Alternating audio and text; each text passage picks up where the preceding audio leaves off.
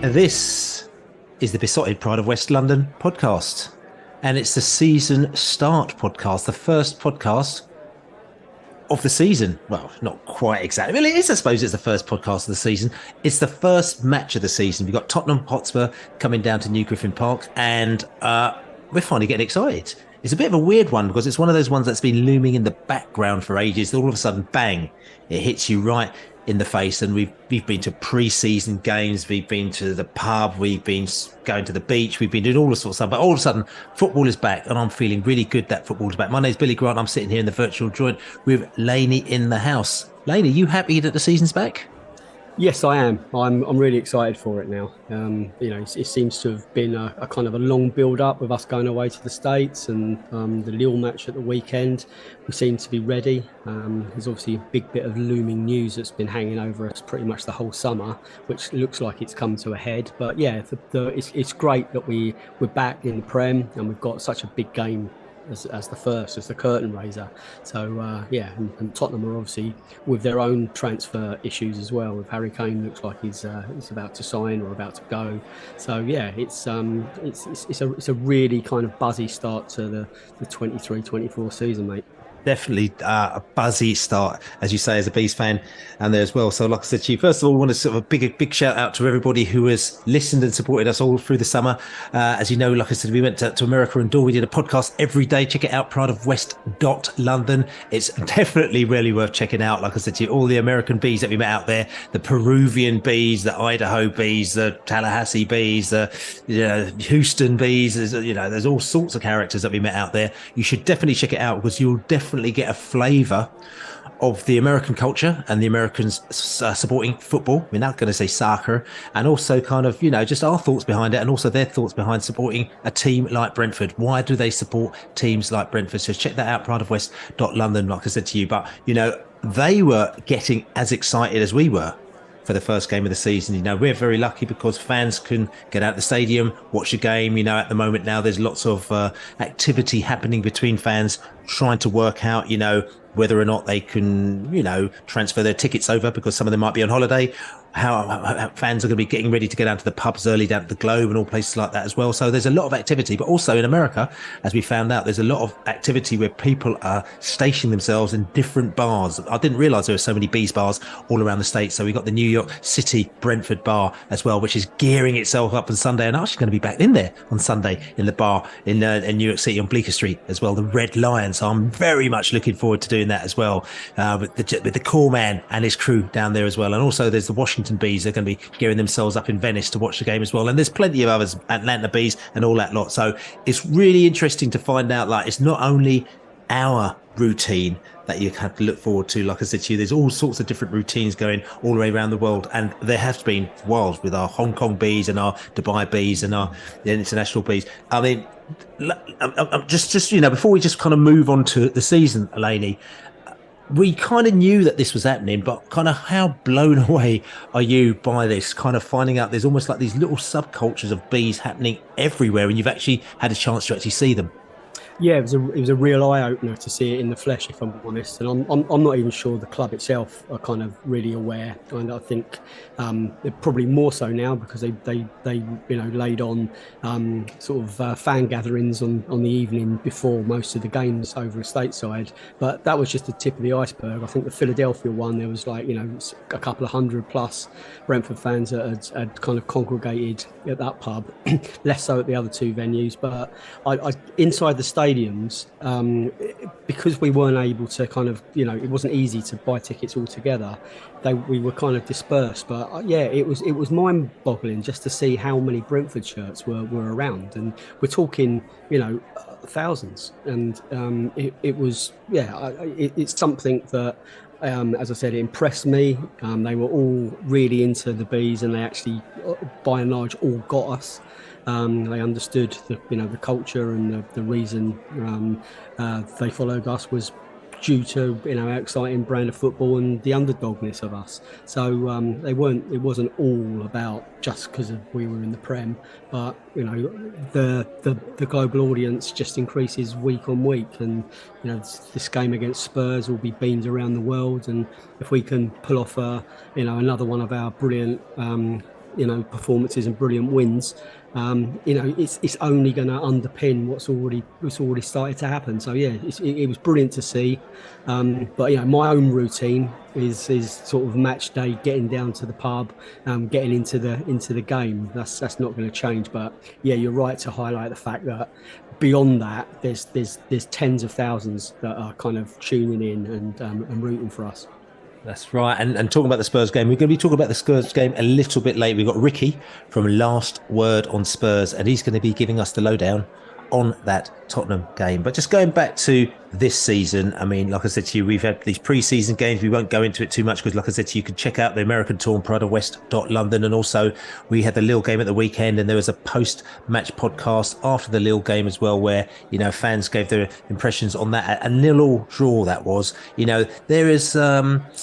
I'd say that, if you look at it, I mean, okay, we scored some great goals out in America. I mean, Josh De Silva's goal was absolutely fantastic. We scored some great goals. We haven't seen a win out of any of our pre-season matches, though, Laney. Does this concern you? Not really. Yeah, I mean, it's always better to win, and you kind of, everything feels so much more positive. But the chances we created in all of the games, including the 2-0 defeat where we didn't score against Brighton, and the game against Lille as well, their goalkeeper pulled off a couple of absolutely blinding saves. It means that we are doing all the right things. We're getting the ball wide, we're attacking with pace, we're passing quickly, we've got an energy about us, we've got confidence about us. We've got some proper skillful players that are going to cause havoc and torment defenders up and down the country this year. We haven't got an Ivan Toney. That's a fact.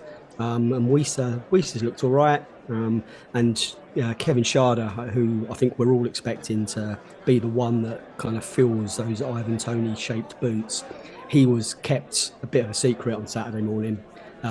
There were two games that happened against Lille, one in the afternoon where the fans saw, and there was a behind closed doors one where Norgard was given his run out and Schade was given his number 9 role. So I think there's a lot went on last weekend. I think, I said it in the post-match podcast that any Spurs scouts or any Spurs kind of management and coaching staff, they're none the wiser about what's going to face them on Sunday. So I think there was a lot of that going on. But yeah, so going back to your question, are you bothered that we haven't won? No, I'm not. And there's nothing I've seen with my eyes during the build up to the start of the season that's given. Yes, we could probably be strengthened in one or two areas, but there's players to come back in those areas as well. Norgard didn't take place, didn't travel to the States. We're relying on him. There's a huge positives in the build up to this. KLP, Keenos Potter, we've obviously kind of not queried, but we didn't see him anywhere near his best last year. He's looked electric in pre-season. Brian Mbeumo looks like he's stepped up. He's matured. He's got a bit more of a swagger about him. He's not kind of looking over to Ivan as kind of like second fiddle. He knows he's the main man.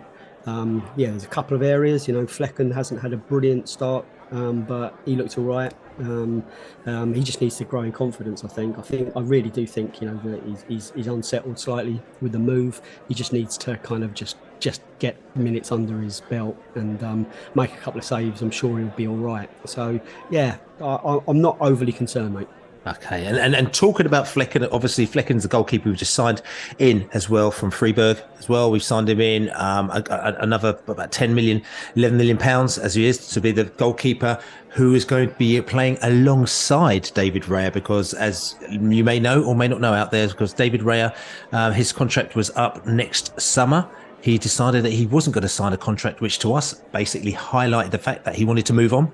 And there was a lot of talk about David Raya moving on to various different clubs. Brentford went straight in, bang.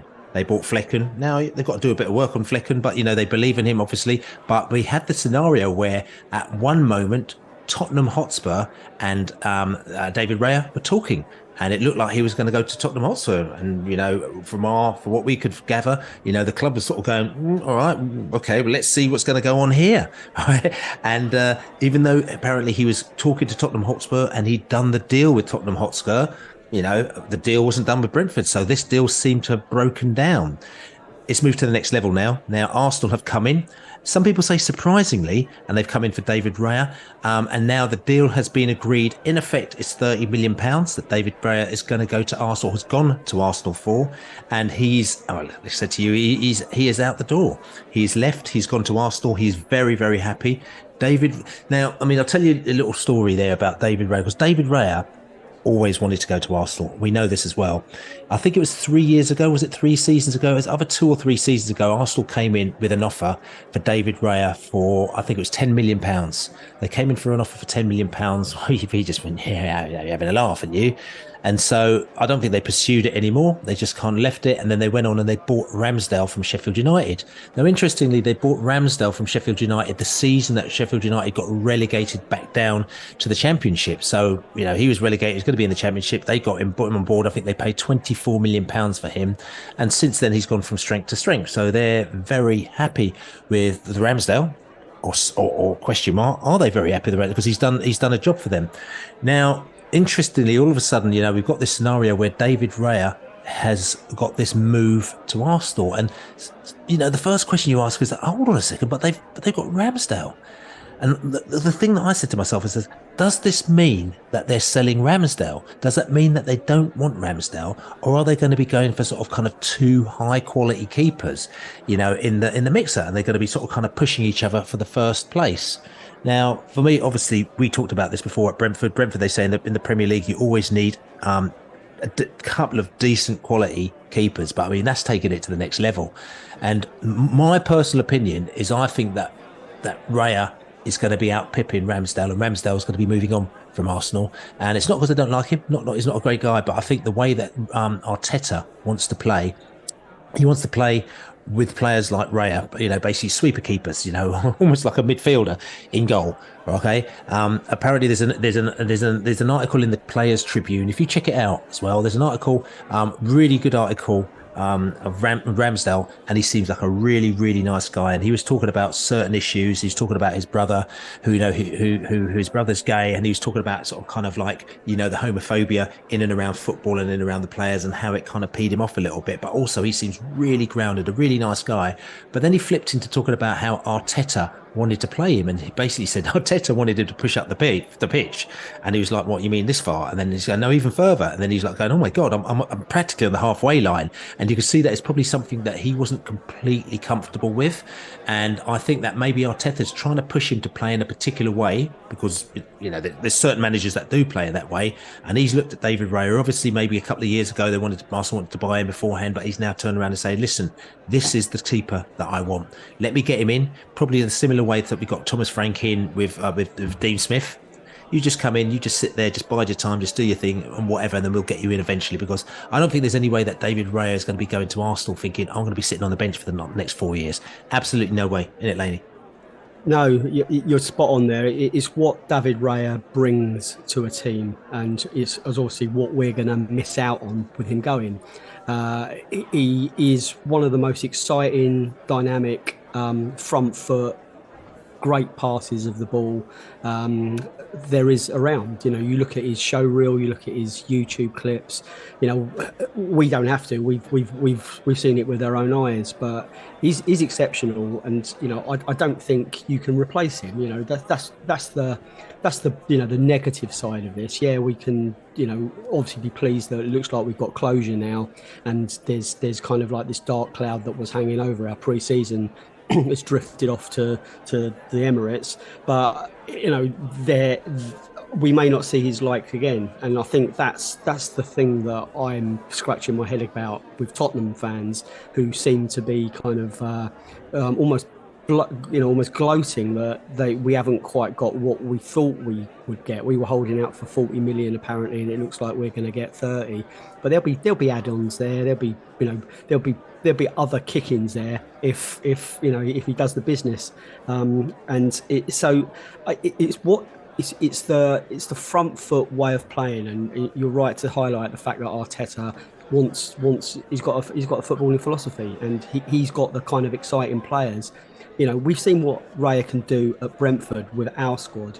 It isn't disloyal to say that Arsenal have got a better squad than us, and you put him in there and get him playing like he does. He's gonna ping that ball to players that are just gonna they're just gonna run and run at most defences. Yeah, I mean I think Arsenal will still fall short this season because they haven't got a striker. As a striker the same as Man City, but they are going to be playing at their peak more often, I'd say, with Raya in the team, and I know I wish him well, and I'm glad it's kind of over. And I just think it will do us all. It's kind of quite cathartic that we can kind of now move on. We have to get behind Flecken and Strakosha, and I'm sure they'll do all right. But yeah, there's obviously just a nagging kind of regret that that's come to an end, because I don't think we'll see the like of Raya again. That kind of player. He's one of a kind, Bill. Yeah, and interesting. We are talking about the fact that we are playing Spurs. Okay, so we're playing we're playing Spurs on Sunday, and Spurs are the team that was very heavily linked with Raya. There was a lot of chat, a lot of online chat, a lot of chat behind the line, about saying how Spurs was linked with David Raya. Now, the interesting thing is that the process that happened this way was like, I mean, a lot of people say, hold on a second, how could he be talking to Spurs and not to the club first? Unfortunately, that's the way that things are happening nowadays, even though technically you're meant to agree with the club, agree the fee with the club, and then then you go on and then you do the negotiating with the player. It doesn't happen like that. So basically, players and their agents, they go off and they're talking and they sort things out, and then after that, there's pressure to be put onto the club. So the reality is that the club had no idea what was going on. It's like, Raya and the agent go off and do the business, and then when you're ready, Tottenham, come to us and let's see what we're gonna do. So the club was waiting and waiting and waiting, and everyone's talking about, Tottenham put in 30 million, they put in 40 million, they put in 20 million.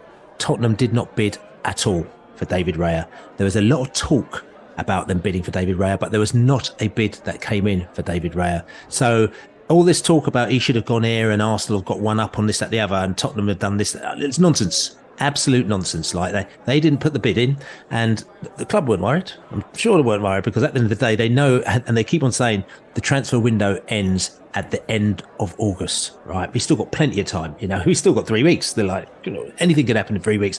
Deals are done in in a couple of hours in the last day, what I'm saying? So they weren't really worried at all. So the fact is that, there was a lot of talk, you never know whether it was the agent was just trying to hype things up, maybe trying to get Spurs on the case so that Arsenal come to the table or whatever like that. But no, Tottenham, for all their talk and all their fan talk, never came to the party on David Raya. As far as making a bid for the club. So there's an argument to say that they weren't really serious. And then they ended up going out. In fact, that's right. I think that they wanted to bid 20 million.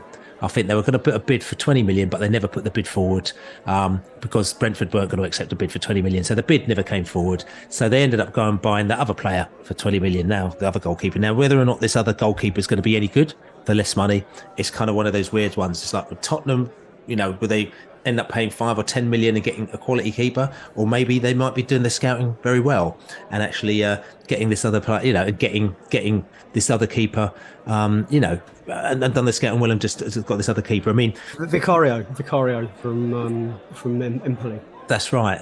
And this is the thing, and that's why we try and we don't kind of get involved in all this sort of gossip stuff in and around the transfer window. I know it might be exciting for people, but half the time, I'll be honest with you, there's so much nonsense flying around. We kind of just do our due diligence a little bit, put a few phone calls in. We find out that most of the news is a load of nonsense, so we just kind of hold down on it until we actually heard a little bit of info. And then hopefully when we come with something which has got a little bit of substance. I mean, does that surprise you about Tottenham, Laney?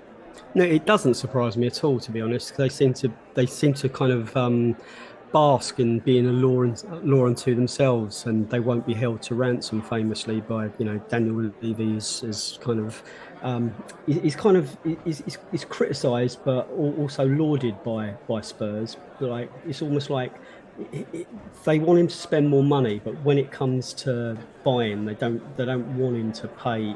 It's kind of like they bought into the Levy kind of mantra, but the It's almost fact the opposite to Arsenal, who their fans just want them to spend just loads of money, isn't it?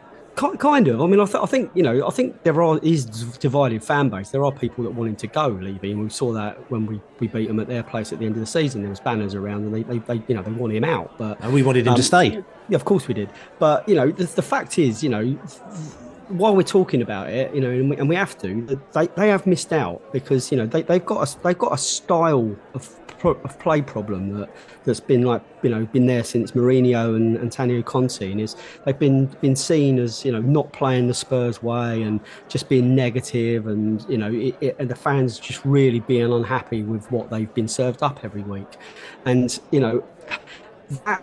that David Raya signing would have really started a new blueprint for them. And I'm not, I don't care. I don't personally care where he goes, but as long as Brentford do all right out of it. But, there was an opportunity for Spurs to get, as I said, one of the most exciting, progressive goalkeepers in the business, and to set them up for a new way of playing. And I'm sure Spurs would have loved what could have been achieved with Raya in their team. Now, yeah. They've not shown any imagination. Maybe they rate this other guy, this Vicario more, but not based on stats, surely, and not based on Premier League experience. So they really missed a trick there, I think. Definitely. And just coming back to David Raya as well, going to Arsenal. So again, the Arsenal fans now coming thinking, yeah, we're really clever, aren't we? The fee structure, everyone's been a little bit confused by that, because basically he's gone on loan with a £3 million loan fee. And then on the top of that, then there's a £27 million activation fee. And a lot of people are going, Brentford fans, some of them losing their shizzle, as they say, going, I can't believe we've lost out because we could have got more money from Tottenham. No, you couldn't have done because they didn't put a bid. But the second thing is also, it's, they're saying, so we're going to loan him to Spurs for, to Arsenal for 3 million. Then if they don't like him, they'll send him back at the end of the year and then we've been done. No, that isn't how it's going to work. It's complicated to explain exactly what it is, but let's just put it this way. We've got £30 million coming for this. The activation will happen. Okay. We've done a deal in a particular way because we're working together with the club at the other end. It works for us. Cash flow situation. If we've got the money coming, we're good to go, to be quite honest with you. So we got 30 million. We'll have, we'll have a sell on fee and everything like that as well at the back end of it. But in effect, David Raya is going for £30 million to Arsenal. No, we're not getting all the money up front. I think we did a funky little deal like this, probably for a lot less money in the Championship as well. I remember one time where we put a little bit of money and there was a loan deal, but then afterwards Ryan Woods. Yeah, I think that's right, it's Ryan Wood. So we did a funky little deal for that, but just basically it kind of worked out best for both teams. And that's kind of how we're doing it to get it out the door. He wanted to go to Arsenal. They are and interesting because they're at the moment, from what I can gather, is that they're a little bit of a pickle because they've been, if you haven't noticed, Arsenal have been spending quite a lot of money recently. I mean, £100 million plus on Declan Rice. I mean, they do spend quite, all of a sudden they've gone mad post the Wenger era and spending quite a lot of money. I think at the moment now, from what I can gather, they are kind of wangling over how they're going to do the Declan Rice installments as well, kind of how we're going to put that into place, because again, there's a little bit of a pickle and they don't want to get themselves into financial problems. So I think we've come in, you want to buy the goalkeeper, we've kind of helped them out to a certain extent because we know we're going to get the money anyway, and we've helped them out in a way which will make it happen. So for us, David Raya's off, we've done the deal, it's 30 million. The reality is, if you ask for 40 million, what I'm saying, you expect to get 30 million, 35 million, something like that. So I think Brentford are kind of sort of spot on where they expected to be with this keeper, and happy days, and we move on. Yeah, no, and if that's the way it's structured, and let's not forget we did the same with Kevin Schade.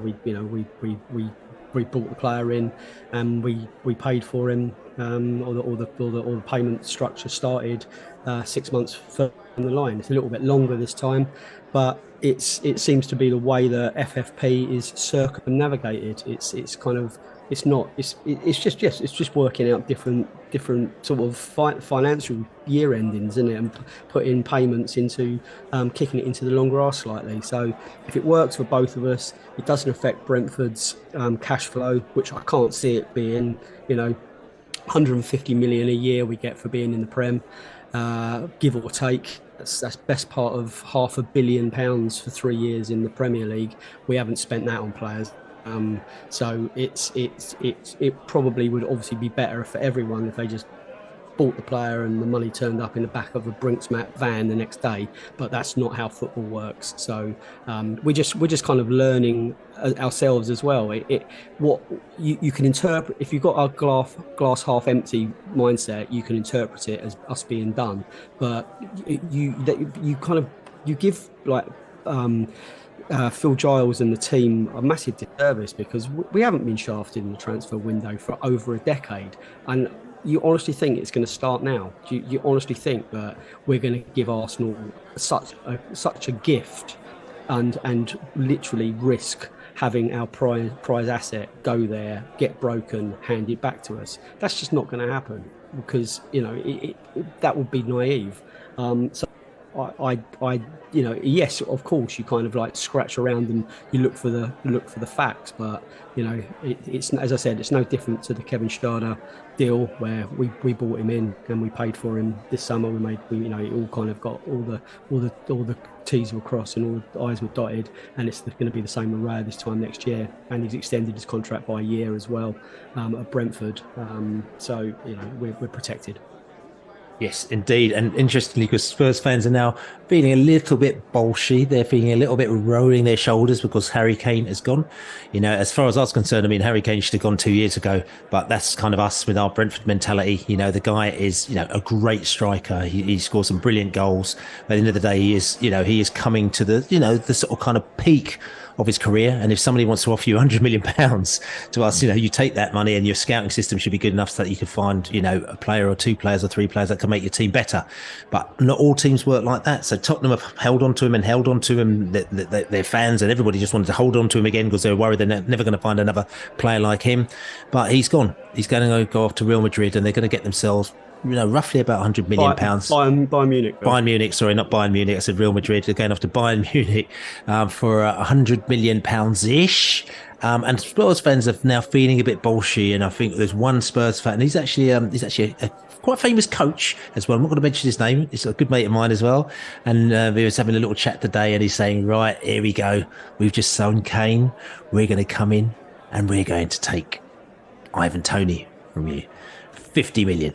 And I just thought it's hilarious, because I just thought, actually, did he say 50? Did he? Yeah, no, he didn't even do a price. We're going to take Ivan Toney for you. There's no price that is put on it, actually. And I just thought, really, if you look at the history of how kind of Tottenham have done business, I don't know if that's really going to happen, to be quite honest with you. But it would be quite an interesting move, because the reality is, if they wanted to, they could come in and they could get Ivan Toney now, most probably, if they whack down 50 or 60 million pounds on the table, and they'd be ahead of the game, ahead of everybody else who might be queuing up for him in January.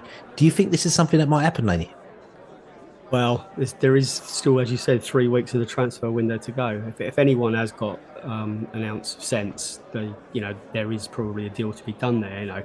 There's a question, we spoke about it a lot, didn't we, over drinks when we were away, that have we seen the last of Ivan Toney in a Brentford shirt? And you could argue that we have. I think he still owes us to extend his contract, so we can make sure that when he does go, that we sort of max out on his worth. But yeah, I'm honestly surprised that someone didn't come in and buy Raya and Toney as a package. Especially Arsenal. If I'm being really honest with you, I mean, don't get me wrong. They couldn't afford to with the amount they spent. The FFP, I think. You know what I'm saying? Well, I think the pair of them would be a better signing than Declan Rice, but that's a different argument. But teams need a striker and a goalkeeper that knows how to pick out Ivan Toney with his kicking. It's almost like you're buying two perfect cogs to put into another machine.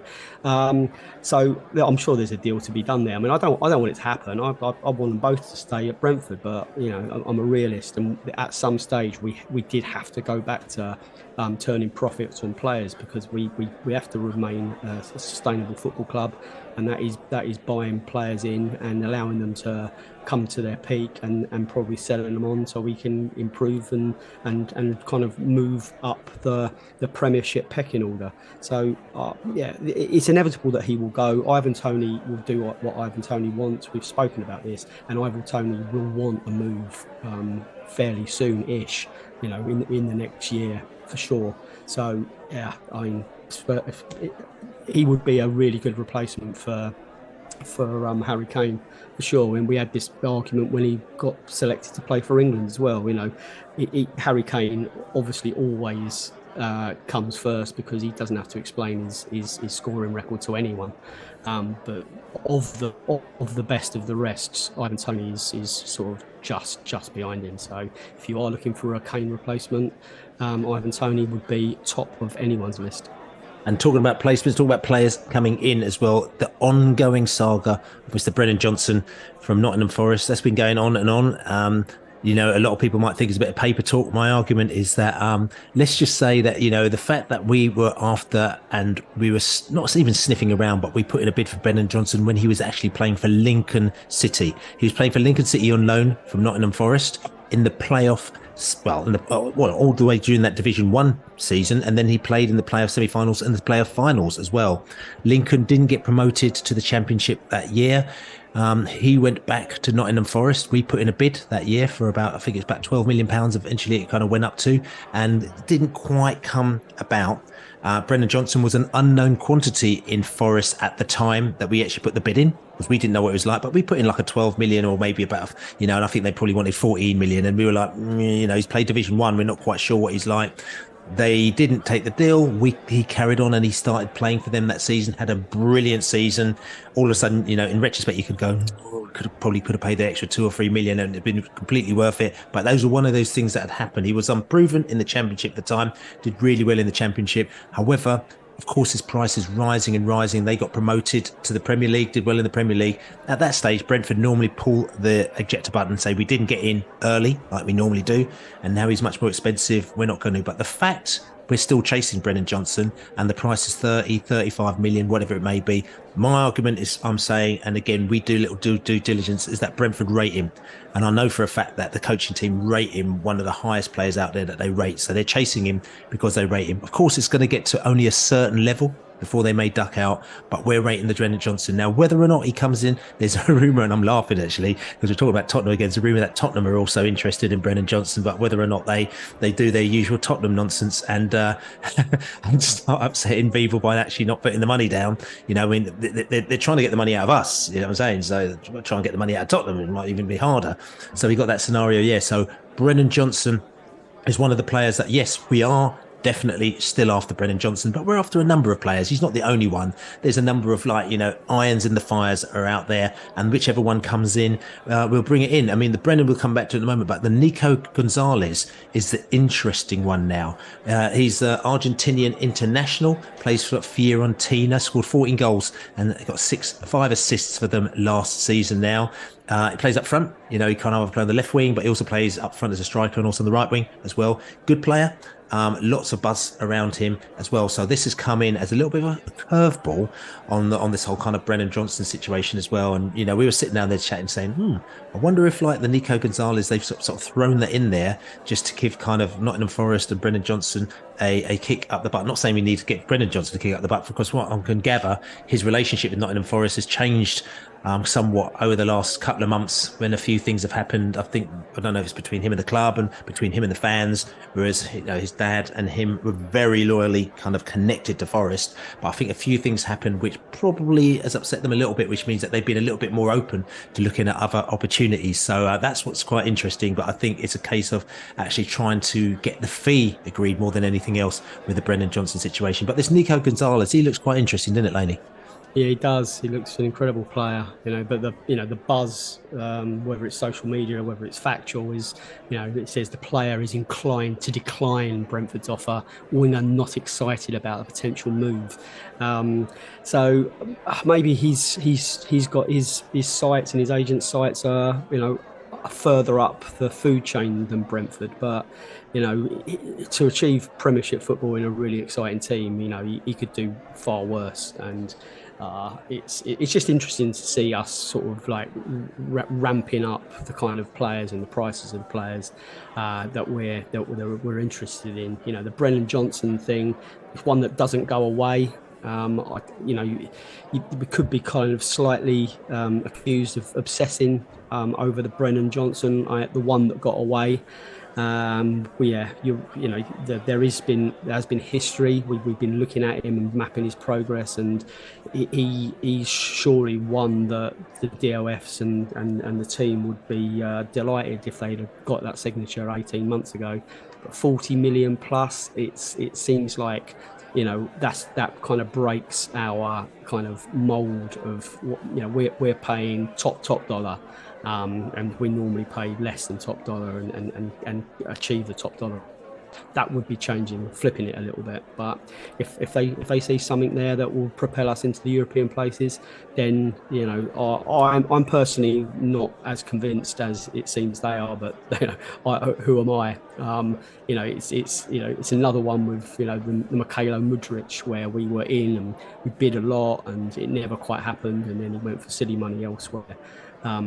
We are persistent about some players, and some do work and some don't. But the word of warning, we were kind of this dog with a bone about Saman Ghoddos as well, and we got him out eventually, but he didn't quite work out how anyone hoped, I don't think. Yeah, I mean, yes, I mean, I think, which is true. I mean, Saman Ghoddos wasn't anywhere near 40 million. I mean, I think it's a few million, you know what I'm saying? So different type of scenario as well. And interesting also is that the rumor is that we bid around about 26 million for him as well. Maybe it's another Raya type situation where, maybe they say 40 million, we bid 20 million, you end up paying 30 million for him. Again, it's interesting that he's talking about the fact that he's not interested talking to Brentford. Whereas again, we do a bit of due diligence and we kind of sort of sniff around our contacts in and around the leagues and around the place as well. And from what we can gather, there are still things that are ongoing and there's still kind of action and talks that are happening. So at the end of the day, is that there's nothing kind of being shut down at all. With this with this transfer, it's still ongoing, as are lots of other transfer talks going on. And it's almost like, if you can imagine, like you go to the circus and you sort of see, these circus acts sort of juggling balls, and some of them sort of juggling 2 balls and 3 balls, and then you've got one guy that's juggling about 25 different balls. Like I'm saying, that's I think kind of what it's like with Brentford, where we've got all these things which are happening and they're all hot, like I'm saying, but one of them's going to come in eventually, fingers crossed. So we've got all these balls juggling. So yes, there's going to be lots of news about lots of deals that we're trying to do, but you've got to try and do all these deals similarly at the same time, because not all of them are going to come in, and one of them are going to come in eventually. And like I said to you, this is just one of the ones, it's going to be interesting. What I thought was interesting as well is that, he seems to move well. He's moved kind of every couple of years. So a couple of years ago, he was at Stuttgart. He scored 22 goals from 72 starts from Stuttgart. When he was at Stuttgart, he was looking for a move, and one of the teams that is interested in moving is Brighton, which obviously are very similar in the way that they go about their business as to what we do as well. And they were very interesting in signing him at the time. It didn't obviously quite happen because he went to Fiorentina. So that's the scenario. So it's interesting that Brighton, who are very much on the money when it comes to signing players. They're say A&R, put my music head on there. Their scouting is very much on point. So I think that this player, again, he's obviously proven himself at that next level if we're actually kind of looking in there to think we're going to bring him in. So I think this could be a potentially an exciting player to come to us, but I think there's still a bit of a way to go from what I can gather. Yeah, and as I said, there's worse places he could come if he thinks he's destined to play a higher club than us. Then come to us and use it as a stepping stone for 2 or 3 years, and you can come prosper at Brentford, help us progress, and you dream move to a Man United or an Arsenal further down the line, because the Raya move, if nothing else, it is groundbreaking for us as well. I mean, we have now got the runners up in the Premier League buying players from us. That's not really happened for I can't. Have we ever sold anyone to Arsenal in my lifetime? Don't think so. So it's showing that our players are at that level, and Ivan will go to someone of that caliber as well. And the unsung hero of Rico Henry will possibly go to someone at that level if he were ever sold.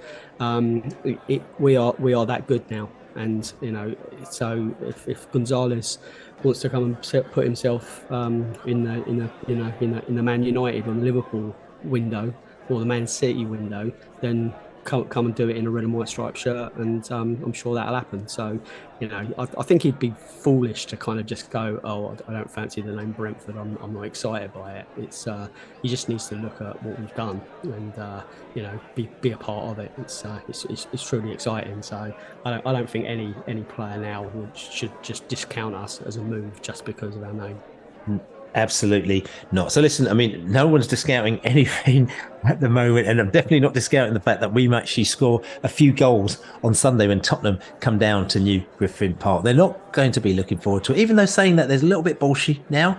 A few Tottenham fans saying, yeah, I hope you're prepared for us on Saturday. You're going to be a bit scared and all this kind of stuff. And I'm just thinking, okay, we've got nothing to lose, So let's just see how it goes. Tell you what, we're going to go away, have a little drink. We're going to come back and we're going to talk about the Tottenham game.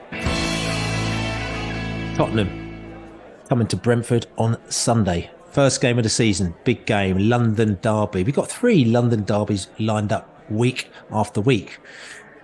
It's a little bit annoying for me because I'm going to be over in America, so I'm going to have to be catching myself up in one of these American bars week on week in different cities, going to check out the bees. But you'll be there, Laney. Loads of other bees will be there. Tottenham fans will be there.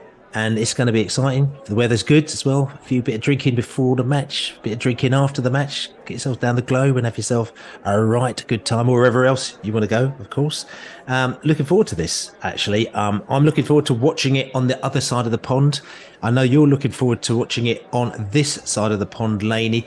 But what do you see? How do you see Brentford from all these? And listen, we keep on touching on it. These pre-season games that we've seen, which has given us a little bit of a kind of eye into kind of what Brentford will be doing, and also it's not given us a bit of an eye because, as you said, Sharda was literally kept out of the limelight in America. Norgard was kept out of the limelight. Okay, he had a new kid, so he had a new baby, so he stayed at home when his new baby was born, which is fair play to him. But he was kept out of the limelight, and so they kept out of the limelight last week as well. So we don't 100% know what is happening. Yeah, we did see, one half of Sharda when he was out there in America against Aston Villa, I think it was. But I think that was about it, really. So I'm just thinking, what really are you expecting? I mean, if you check out Pride of West London, the final podcast we did from America, we sat down there and everyone predicted their opening lineup for the Tottenham game. Are you still going with that lineup that we all kind of agreed on in that podcast, Laney? Yeah, no, I'll stick with that. But what I am expecting is to scare the life out of Tottenham on Sunday afternoon, and we'll go about them and we'll set about them. And we will create chances, and we will make sure that the debut of their new goalkeeper is kind of a really nervous one. We played 4 teams in our build-up to the season. You can knock the summer series and the fact that it was in the States, but you certainly can't knock the caliber of the opposition. We played Villa and we played Fulham, and then we played Lille in the last game, which was a real stern test. Lille were a very, very good team. So the 4 teams that we've played recently are arguably better than the Tottenham team of last season. The Tottenham team of last season was well. I mean, it's not controversial. They massively underperformed. They sacked their manager because they weren't performing, and they're not performing at the level Spurs fans want. That's not a dig. It's not a snidey kind of like, you know, gripe at them. It's a fact, and we beat them. We beat them at New White Hart Lane 3-1, and we should have beaten them on Boxing Day by a 2-goal lead. If it hadn't have been for the brilliance of Harry Kane that day, he scored a brilliant header. He scored an incredible goal at their place, at the end of May. So, you take Harry Kane. I know it's not confirmed, but it looks like he will go, and it looks like he probably won't play anyway. But you take him out of that team. We've proved last season we are a really good match for them. Yes, of course, they've still got great players and we have to be at our best. Of course, it goes week in, week out against any team in the Premier League. We've taken scalps all the way through our time at this level, and we stand a really good chance of taking another one on. So it's not like, oh, Spurs are crap. No, of course they're not. They're a really good, solid, quality Premier League team who will do pretty well this season. But I back us, because from the way we've been playing during the pre-season, I keep going on about it. We have created huge, high quality chances, and we will continue to do that. Yes, of course, we have to take them. So if we can do that, and we need players from wide positions and coming from deep to chip in with goals as well while Tony's not around. So the Brentford players and the Brentford coaching staff will have a game plan, and Thomas Frank out-manoeuvred and out-tacticked some of the best in the game the last season, and I think he's got the making of another 3 points this Sunday. Right. And interesting, you were talking about the levels, right? You were sort of saying that, basically how Tottenham underperformed, and, how Brentford, in effect, are actually kind of, you believe are a stronger side than Tottenham maybe, or ended up last season. And it's going to be a little bit tricky for them. Obviously, we beat them towards the back end of last season. They could turn around and say, that was in the past, we're going to move forward. But we can only go on that information to a certain extent. Now, looking at the stats, I just thought while you're chatting there, I'm going to pull up the Justice League, as they call it. It's a stats league which basically pits every team in the world against each other, and I just pulled that up because I wanted to just try and get an idea of the teams that we've been playing recently and how they match against us. Now, in the Justice League, Brentford again this is, like I said, a statistical based league based on sort of the chances that you create and the chances that against you as well. So it's sort of kind of giving that kind of vibe as well as to kind of what you're creating. So technically, if you're British strikers, you score loads of goals if you're creating great chances. So anyway, so Brentford are now 20th in that league at the moment now. Lille, who we played and we drew 0-0 with, are 19th. So it just goes to show you that the two sides are very, very evenly matched. Just above us are Ajax, Inter Milan, Man United, PSG, Atletico. Now, talking about the US tour as well, Aston Villa come in at 13th in the Justice League as well, which goes to show you how much they've improved over the years as well. Above them are Benfica, Leipzig, and then above them at 10th place are Brighton, who we also played on the US tour. So Brighton are the toughest team that we've played, and that was a very, very good match. It's a good match. We were, I think, unlucky in that game. We created numerous chances. We just didn't put the ball in the back of the net. We got beaten 2-0 by Brighton, who were playing, as Danny said, a little bit more defensive. They were sort of soaking up our attack and then just hitting us on the break. But that is where Brighton are, just below Dortmund, Napoli, Newcastle, Arsenal, Liverpool, Real Madrid. You know what I'm saying? So that's where they are now. I started to scroll down a little bit to find out actually where Tottenham are, and I'll scroll down past Lyon and Feyenoord and Chelsea, who are 24th, interestingly. Alphabetical Bilbao at 28th, Celtic at 30th, and I'm still going. 34th is Marseille, 38 Crystal Palace, and in the Justice League here we got Tottenham just below FC Cologne and RB Salzburg at 43. And this is the Justice League. Of course, it's not the real league, it's not the league where the points are, but again, it just gives an idea of what the statisticians have seen in the way that the teams play. So there they are. And then below them, well below them, are Fulham, who are in 56th place, who we also played on the US tour. So they were kind of the lowest ranked team out of the teams that we're talking about at the moment now. Now, Laney, I mean, do you find that interesting? Yeah, I do. Was QPR on that list?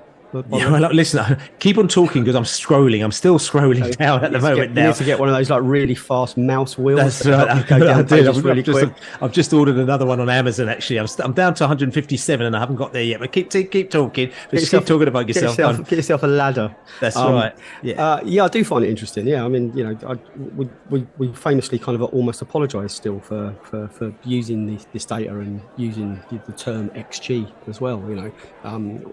If you still don't believe in it, then it's down to you, obviously. But it's proved to be a great metric and a great barometer season in, season out. And obviously you can take snapshots at any particular time during the season when the data is working against you. But over the course of a season, it's a 9-month season. Over the course of a 9-month season, the ability to create high quality chances means that you're probably going to score goals, and they're important to win games. You obviously need a striker, and we've got a situation that that needs resolving. But if Ivan is still with us at the end of August, then we've got that sort of ticking clock then of him being reintroduced into the training ground, and then obviously getting back to full fitness, and then obviously pulling on a Brentford shirt in anger into the new year. So it is the Justice League works for me. I mean, it works for me because we're riding so high in it, but it just underpins just everything else, really. Sometimes you need something to measure yourself against. You feel like you're doing well, you feel like you've got a great squad, and you feel like you're creating loads of chances, and it feels like you've been unlucky here and there. But if you've actually got a number against it, and you've got all that data that's been fed into a machine or an algorithm or a table, then it just shows you that you're doing the right things. And just coming back to it, I've scrolled all the way down. I actually did find QPR lady. QPR at 392 in the Justice League, just above Hammarby as well, and just below Colorado, and also sort of Nizhny Novgorod, Grasshoppers. They're below Huddersfield, obviously 385. They're even below Charlotte FC, who were actually only formed last year, the new MLS team that I follow as well, who are actually at 381. I think they are 381 or 361. So 361 is Charlotte FC, just one place above Birmingham City as well, and there were a couple of places below Barnsley. So it kind of gives you an idea. So to say that we are poles apart from QPR at the moment now is probably a little bit of an understatement. Yes, I would have to 100% agree with you there. And it was just so brilliant. So it put a massive smile on my face just to see them kick off their new season in such impressive form, being 4-0 down at half-time at Watford. I was just a bit disappointed that Watford didn't really go for the jugular in the second half. But there you go. I'm sure we've got more of those. That's right. And apparently their QPR goalkeeper, was the player of the match, and he actually got to the EFL Team of the Week as well. And I was thinking, well, what's this going on here? And apparently the QPR fans saying if it weren't for him, it would have been 12 or 13. So anyway, but listen, that's a little interjection onto our friends down in West London. But we're going to bring this back to this game. Tottenham coming down to New Griffin Park. We got Ricky from Last Word on Spurs. He's going to give us the lowdown, the latest lowdown on Tottenham. Hey there guys, Ricky Sachs here from The Last Word on Spurs. Do hope you're all keeping very, very safe and well. Apologies for the tone of my voice if I come across very dull. We are just obviously reflecting on the news from our end that we're in the process of selling Harry Kane to Bayern Munich, and it looks like it's been a done deal with Harry due to travel to Munich to undergo a medical. I would love to try and just give you some form of feeling as to how, and I'm trying to process that right now. We'll come back to Harry, we will. Essentially, looking back at last season, if I have to do so, the pain of it, Tottenham obviously with an 8th place finish in the Premier League, not what Tottenham would have wanted, not what fans would have wanted, not what anyone would have wanted. Of course, it started to be, at the start of that season, so promising under Antonio Conte, and then in true typical Tottenham fashion, it swiftly unravelled itself very, very quickly, which resulted in the ending of Tottenham having 2 caretaker managers in charge of the football club. Before this summer, we turn our attention to Ange Postecoglou, who's come through the door. and in what has been really a real beaming light for us as fans. Strong communicator, great brand of football, excitement once again, despite having this domination over Harry Kane's future throughout the moment Postecoglou came through the door, and even before that. Spurs have been good during pre-season. We've seen some really, really good displays, despite not always being on the right side of the score lines. Look, I think if you overall analyse Tottenham's summer window so far, there's still a lot more to do. Of course, Spurs decided to go with Vicario from Empoli as their goalkeeping choice, despite, from what I was personally told, agreeing personal terms with David Raya. I would try and like to find the words to tell you how I feel now seeing David Raya potentially rocking up at Arsenal, but I don't think they're actually broadcastable on your podcast. To put anger as a politest way, it's probably best that I leave it as that. Really, really frustrated that we haven't got David Raya in at Tottenham. I hope Vicario's going to be good enough. I'll be honest with you guys, I think he's more of a project goalkeeper. I'm absolutely terrified by the prospect of the set pieces he's going to be facing against Brentford at the G-Tech on Sunday. I think he looks to me like a goalkeeper that, positional wise, is going to need work, and even just generally, wise, might need work too. So we'll see. Look, young goalkeeper, willing to adapt, willing to compromise. Seems to be really, really excited to join the football club. So look, that's what you want in terms of people.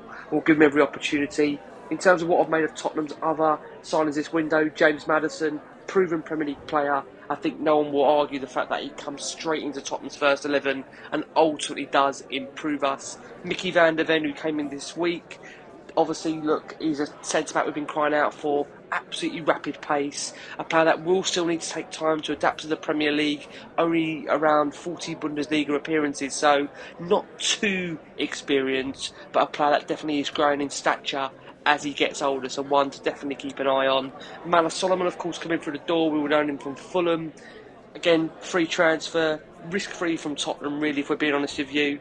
A player that you would feel is more of an impact sub rather than a genuine first-team regular. So we'll see how he gets on. But look, guys, roads lead to Harry Kane on, obviously, what we're coming on to.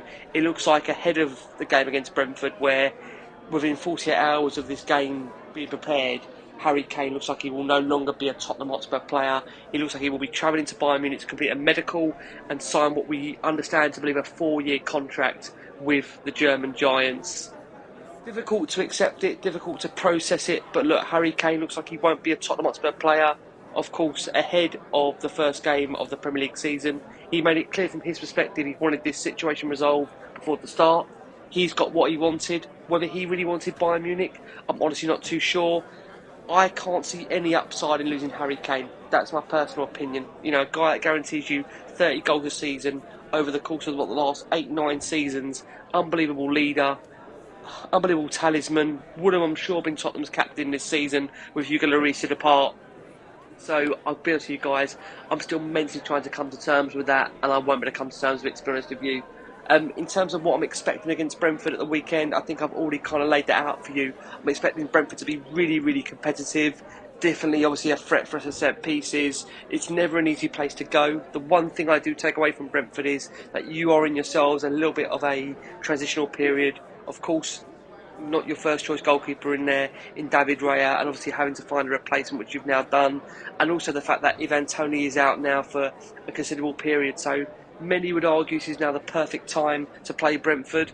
Brentford may argue this is absolutely the perfect time to play Tottenham without Harry Kane and trying to recover themselves from what looked like a position where Spurs were going into the season in a really, really buoyant mood. It won't be buoyant. Fans will be angry. Fans will be frustrated from the Tottenham area.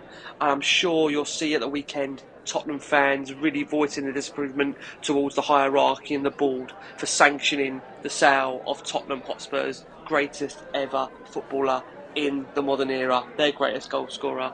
Guys, always a pleasure coming onto the podcast. I wish you the very, very best for the season. I can't wish you the best for Sunday. You know why. I know why as well. But look, I'm sure it'll be in for an entertaining game. It will be two teams, and I actually love, I can say this now, under this manager Tottenham have got, that want to play football the right way, an attacking brand of football. Two teams going to win. It will be a really, really entertaining affair at the G-Tech. I'm going to go with a 1-1. I would love to sit here and say Spurs will win, but I think Brentford are going to make it difficult for us on the day. So I will be honest and say 1-1, and I look forward to catching up with you guys on the reverse fixture. Thanks so much. I've been Ricky Sachs from The Last Word on Spurs. You can find us on iTunes or on Spotify or across all major audio platforms, and we're also on YouTube at Last Word on Spurs. Thank you so much, guys. So there you go, Ricky. Last word on Spurs. New season, new vibes. Always quite enthusiastic and positive, Ricky. And obviously he knows about the Harry Kane departure. And how are they going to make about that? What are they going to do about that? What are they going to get out of the back of the end of that? You know, are they going to actually do something positive with the Harry Kane money? Or are they going to squander it? Or are they not going to bother to spend it at all? Maybe they might not bother to spend it. They might just say, that's all right, we'll just stay as we are.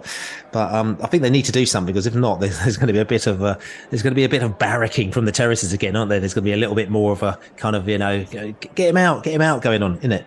Yeah, well, at least their fans have got something to talk about now, rather than the Arsenal goalkeeping situation, which they seem to have been obsessing about the last 24 hours. So, they can worry about who they're going to bring in to replace Harry. And well, as we both said earlier, expect a £20 million offer to come in for Ivan Toney in the next 24 hours, or not, as the case may be. Oh, yeah, that's right. They'll tell you it's happened. It hasn't actually happened, and they're going to get really upset that we didn't accept us, and then accept it, and then tell us, we're absolute mugs, and who do we think we are, and all that kind of scenario. But like I said it's a bit West Hammy, isn't it? It seems to be out of the same sort of mould, really. Where they kind of they make stuff up. Yeah, that's true. So listen, coming back to this game, okay, Laney, I know we discussed it on the post USA tour podcast. We discussed, and we basically put it to a vote as to what players we thought were going to be in the team. But let's just do a little recall on this as well. Just thinking about it as well. So listen, players who are going to be starting.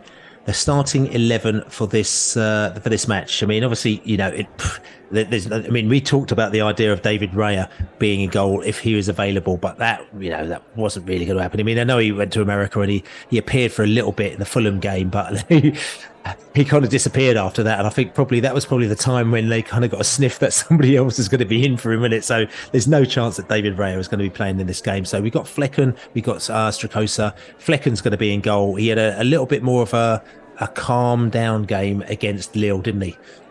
Yeah, he did. He did. It wasn't perfect by any stretch of the imagination, but it was a clean sheet. So he didn't let any sort of critic, nothing sort of just well in off his shin, and he ballsed up. So there was one long shot that he probably should have caught, and he just kind of it hit his hand and luckily went over. That was a bit of a heart in mouth moment. But I think we have to just kind of get behind him now and hope that he can bed down. Okay, and defensively, I mean, we tried a little trick in America where we tried Hickey on the left. On the left-hand side, which again, just coming back to it, when Hickey originally was actually left back when he was at Bologna, I'm pretty sure, and I'll check the stats, but I'm pretty sure that he played at left back. But when he came in, we've put him in on the right, and he's played in the right all the time. And he went from strength to strength after a little bit of an interesting start to the season. He's gone from strength to strength to he's looking quite good. I know he got injured, he came back in, but we tried that as a bit of a trick, and with him on the left and with no guard in the middle of the pitch, it was a bit of a disaster show there against. I think it was against Aston. Was it against Aston Villa? It was Aston Villa. Yeah, it's a bit like, oh no, what's going on here? So that was a bit of a nightmare. But are we thinking it's going to be flipping back to Hickey on the right, Rico Henry on the left? Is that what you're thinking? I'm still going to pick Roslev as my right. Honest with you, he had a really good game against Lille. He was showing some techers at one stage in the second half, coming forward. I think we'll go quite tight and conservative at the back. I mean, obviously the outlet is obviously Rico Henry bombing on. That won't change.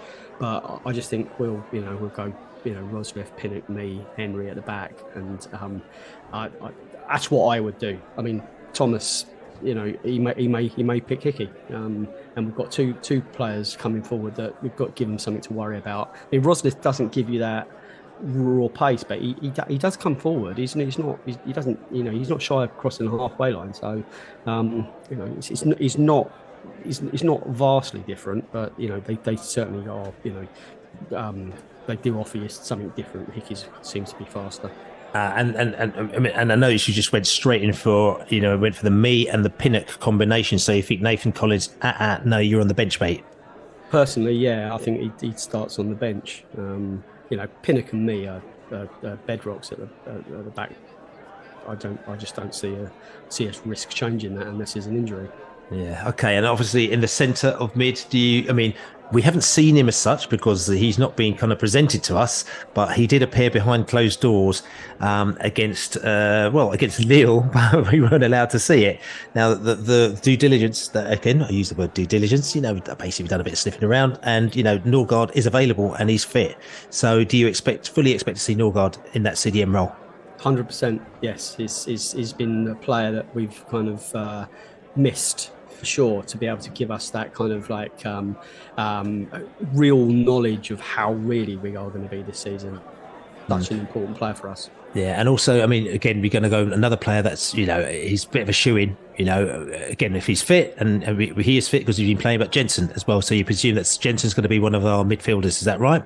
100%, yeah. Yeah, so there's no way we're dropping him either. No, that's right. So the big question mark is who's going to be the other midfielder who's going to be playing, I say alongside Jensen. And, there's a few options out there. We've got Josh De Silva, who scored a great goal against Aston Villa in America as well. We've got Damsgaard. Well, we've got a few little options there. What are you saying?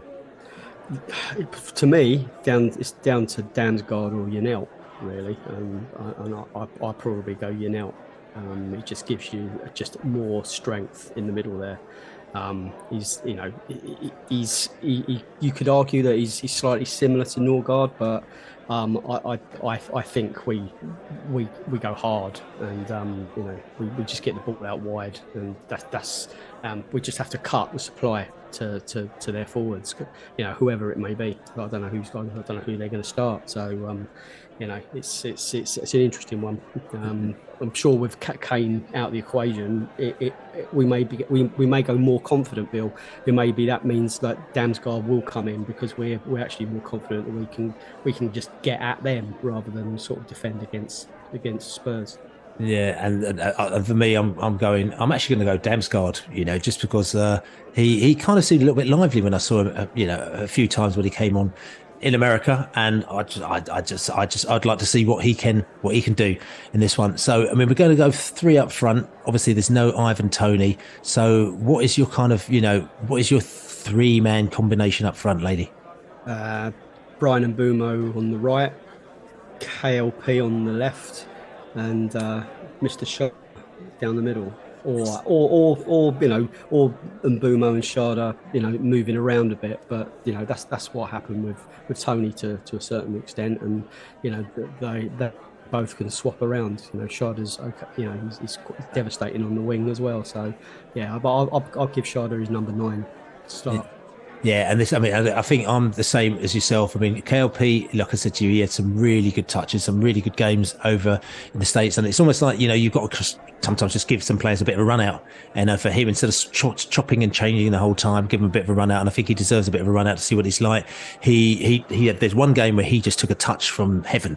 The ball came down and his touch was just like, whoa, how did you do that? So I think him on the left hand side, bombing down and causing problems down there, and because we are devastating on the break, we are devastating. On the right, and Bumo as well, and Sharda as well. Could you imagine the three of them, right, just kind of like basically gunning at a defence, and I don't know whether or not, and I've kind of tried to sort of do the due diligence, but I haven't really been given the answers to why Sharda has been missing. I don't know whether or not he's injured, whether or not we're just trying to keep him as a secret weapon.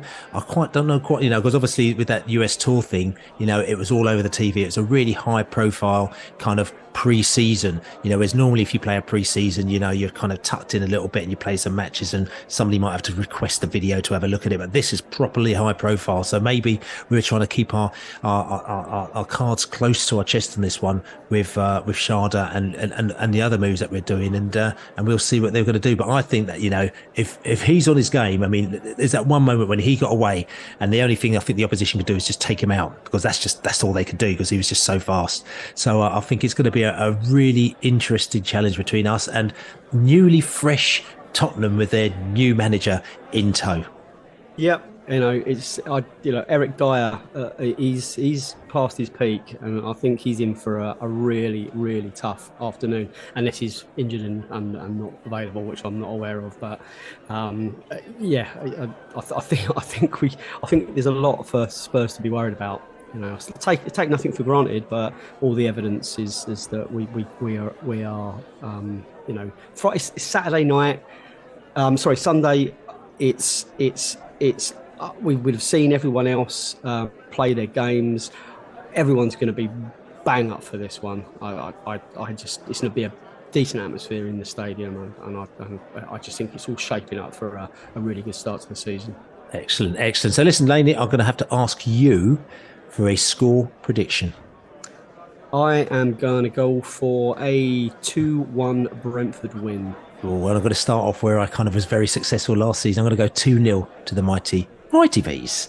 So there you go. So anyway, listen, it's been good to try and get ourselves back in the driving seat, talking about Brentford. First game of the season, very, very exciting. Looking forward to Spurs coming down. Spurs fans listening, you can drink literally in any pub in Brentford or Kew. There are a million pubs out there. They're all very friendly. No bounces on the door nonsense like you have up at Tottenham. You can go literally anywhere you want to. Just have some manners, have some drinks, talk to Brentford fans, and have yourself a laugh and go off to the game. We will be putting out a podcast straight after the match, prideofwest.london. Check it out straight from the terraces. It'll be up live probably 2 hours or so after the final whistle. Want to thank everybody for buying us a beer, besotted.com/beer. Thank you very, very much indeed for that as well. Also, thank you for supporting us and checking us out on prideofwest.london, our podcast that we put out there over the summer. Big up to you as well. Big up all the Americans that I met out in America. You're wicked. We had a proper laugh, actually. I'm going to go and try and find my Peruvian hat so I can actually be part of that Peruvian posse and get myself a nice flowery Brentford shirt as well. But as I said, I've got Laney in the place. Good afternoon. Good afternoon to you, lady. My name's Billy, Billy the Bee, and I will check up you out next week as well. We're going to come back with the next podcast, but enjoy yourself at the match. Enjoy the sun, put some suntan lotion on. As we say, come on, you bees. Go on, Brentford. Yeah, bees.